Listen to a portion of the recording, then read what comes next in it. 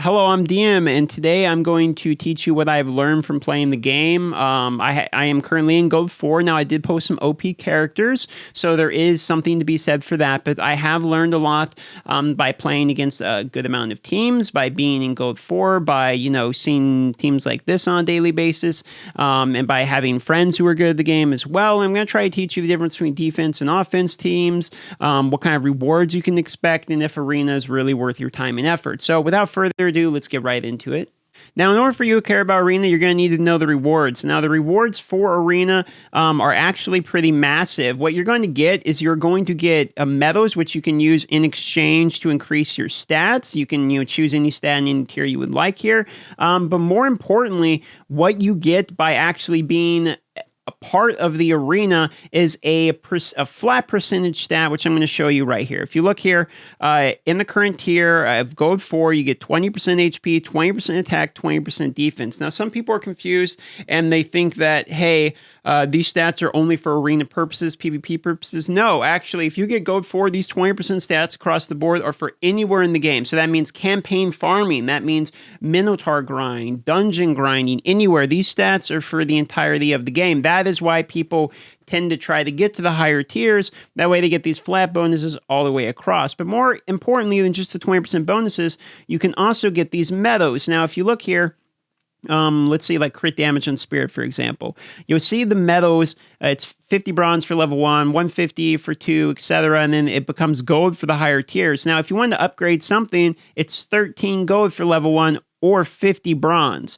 So if you get to the higher tiers, that means it's significantly quicker. The amount of currency you're getting is, you're achieving much larger amounts of currency by getting more battles and getting more medals for those battles in the arena. And then you can purchase these upgrades quicker. Now, I haven't purchased too many of these yet. I'm kind of waiting. There are some progress missions in here that will ask you, like, hey, please get, a level 5 town hall, etc. So you might want to just stack them and then get them when you hit those missions. But for the most part, these stat bonuses are going to be huge. So that's the majority of the reason you're going to want to do Arena, because, and honestly, the chest rewards aren't that great. You get like 50 gems, 80 gems tops, and then you get, some chest plates, armor, 4-star, 5-star, epic set. Not really anything too great. At least I haven't got any payouts that really made me be like excited. I would much rather have consistent clan boss payouts than arena payouts, but you cannot sleep on the Great Hall bonuses. They are massive in this game.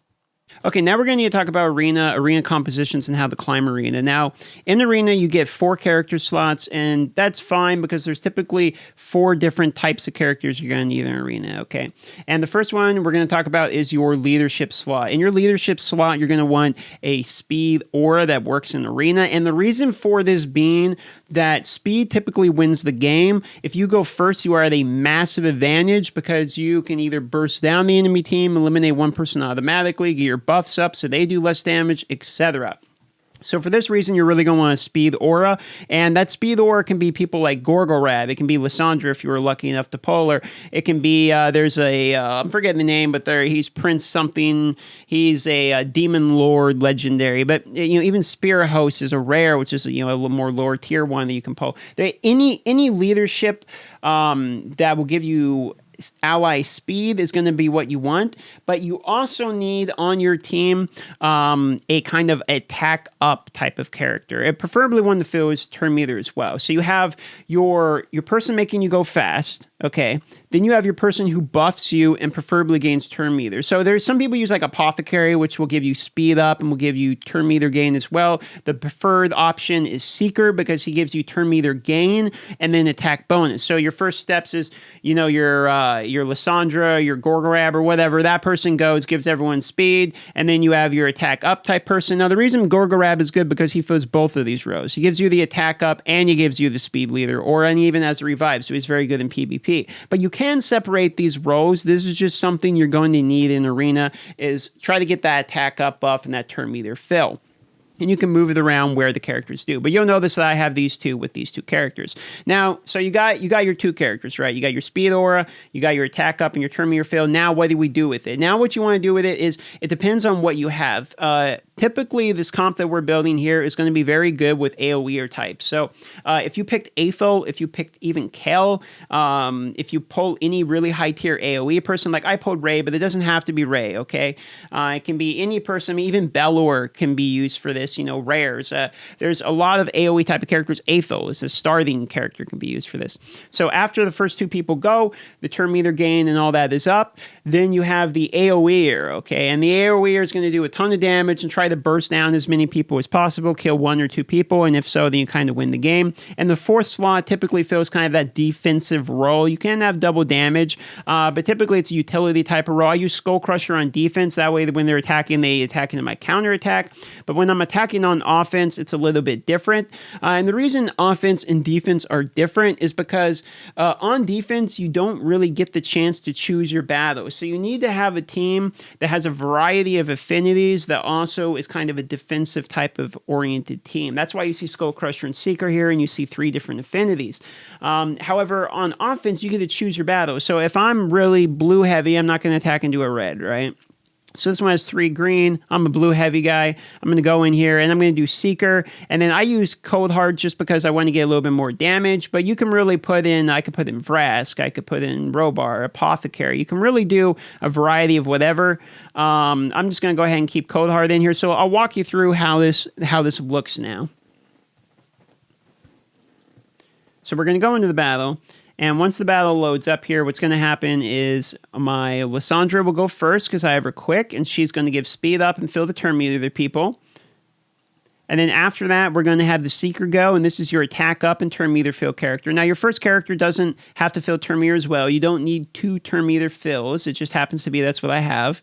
And then the Seeker's going to go try to place a debuff. And then after this, I have my Cold Heart go. And it doesn't have to be Cold Heart. It could be a debuffer if you're using somebody that goes off debuffing or has decreased defense down. And then after that, if any of the defense is hit, I was going to hit with the middle move. Instead, I'm just going to hit with this one. And then your big strong guy goes at the end and does a ton of damage. And then you try to survive the 2v4 and win the game from there. So that's why you kind of have fast as you can with attack up and then an AoE. That way you go, you buff everybody, the damage goes up, your AoE goes, and hopefully remove somebody from the map. And then after that, it's kind of, you know, they have a downhill, or I should say an uphill battle to win. And then we can just kind of hit auto here. Okay, so I'm showing you this other battle here. I got my, boost up. Everyone's got the turn meter. We're going one more time. And I'm going to try to get a decrease defense debuff on everybody. For the 4th person, I cycled out and put in Tomb Lord this time. Doesn't have to be Tomb Lord. It can really be anybody, but that way you get some kind of debuff on somebody. Now, they got affinities against me. I'm probably not going to land them. I'm trying to show you as an example. This is another iteration of a team. And then they have the debuffs, and then you do your move, and you try to deal more damage to him. You see that guy had 68,000 damage. He received more damage than any of the other guys, and that's because of that decreased defense debuff. So if you do have some kind of utility person for that last slot, it can be very useful. All right, then there you have it. 4 more medals, gold medals, which is worth like 12 bronze medals or something. So you can see you can get medals pretty quick if you chew your way through here. So I do recommend trying to get to the higher brackets when you can. Hey, I thought I would show you this just for some fun. This is essentially like kind of a tanky defensive team. People put these on defense, and sometimes they can actually be scary. And I'm going to show you how they function.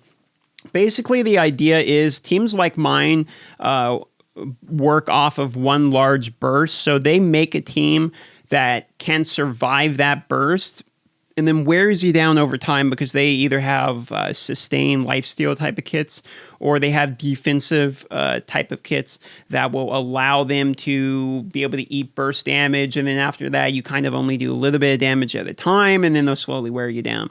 So now you'll notice these guys just got deleted, but the Lich characters I actually can't deal a whole lot of damage to. And they have constant regeneration. So this is one of those guys that is kind of trying to use the sustain type of team. Now, this is something that could work for you. I throw this in here because not everyone is going to pull like the RNG amazing. Here, let me get Tomb Lord, you know, with Ray, Lissandra. You know what I mean? Like, not everyone's going to pull the AoE team.